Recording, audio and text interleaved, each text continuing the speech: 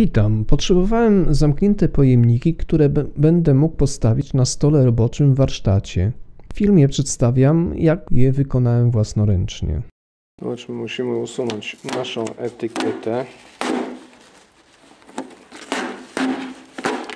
Akurat trafiliśmy na taki, który bardzo łatwo odchodzi.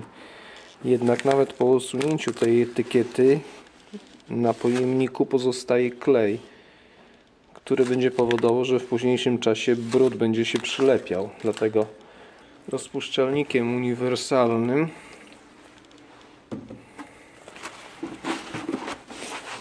czyszczę ten pojemnik z pozostałości kleju i innych zanieczyszczeń. To, co pozostało nam do zrobienia, to jeszcze wyczyszczenie pojemnika od środka, ponieważ jest to pojemnik po płynie do spryskiwaczy, więc barwnik, który osiadł na ściankach, usunę, przepłukując to wodą.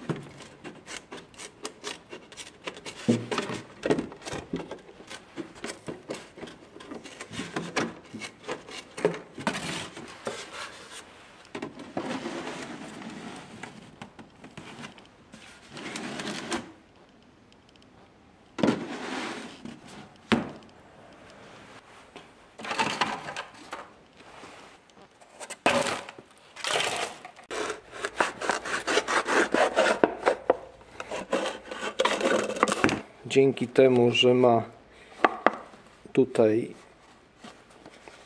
ścianki ustawione pod innym kątem, zachowuje pewną sztywność. Dlatego ja nie będę obcinał na równo tego, tylko pozostawię część. No i mamy już podstawę naszego pojemnika.